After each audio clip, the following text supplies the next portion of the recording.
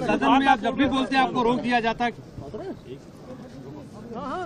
मैं 3 चीजें बोलना चाहता हूं। पहली चीज बोलने नहीं दे रहे हैं।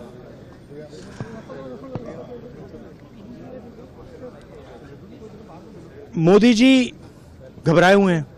आपने देखा जो ट्रेड डील 4 महीने से रुकी हुई थी 4 महीने से कुछ बदला नहीं। किसी न किसी कारण, जो मैं जानता हूं नरेंद्र मोदी जानते हैं,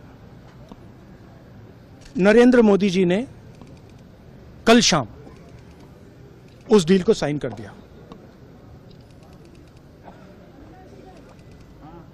नरेंद्र मोदी जी पर प्रेशर है, भयंकर प्रेशर है। और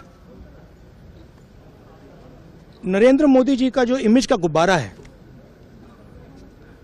जो हजारों करोड़ रुपए लेकर बनाया गया था, वो फूट सकता है। इशू ये नारावाने की स्टेटमेंट नहीं है, ये साइड शो है, और वो भी जानते हैं, मैं भी जानता हूं। मेन बात यह है कि हमारे प्रधानमंत्री को कॉम्प्रोमाइज कर दिया गया है। किसने किया है, कैसे किया है, यह हिंदुस्तान की जनता को सोचना है। मगर इतिहास में पहली बार हिस्ट्री में एलओपी को प्रेसिडेंशियल एड्रेस में नहीं बोलने दिया है। बाहर बोल दीजिए, जो अंदर नहीं कहा दिया जा रहा है। वो तो ऑटोमेटिकली होगा जी। बट ये आप समझिए, और हिंदुस्तान के जो किसान हैं, आप सब समझिए कि इस ट्रेड डील में आपकी मेहनत को, आपके खून पसीने को नरेंद्र मोदी जी ने बेच दिया है। और वो इसलिए बेचा है क्योंकि ये कॉम्प्रोमाइज्ड है।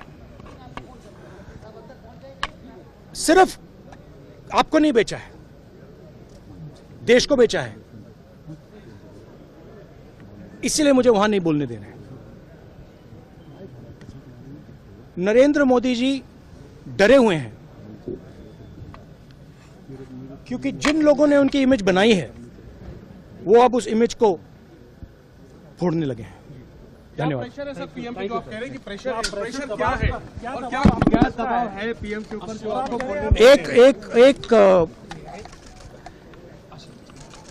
एक अदानी जी पर केस है यूनाइटेड स्टेट्स में। वो अदानी जी को टारगेट नहीं कर रहा है, वो नरेंद्र मोदी के फाइनेंशियल स्ट्रक्चर को टारगेट कर रहा है। एक वो है। दूसरा है एप्स्टाइन फाइल्स। एप्स्टाइन फाइल्स में अभी और माल है, वो अभी रिलीज नहीं हुआ है। इसीलिए इस दबाव में आकर एप्स्टाइन फाइल्स में जो है, जो पूरा देश जानना चाहता है, मगर अभी अमेरिका ने रिलीज नहीं किया है।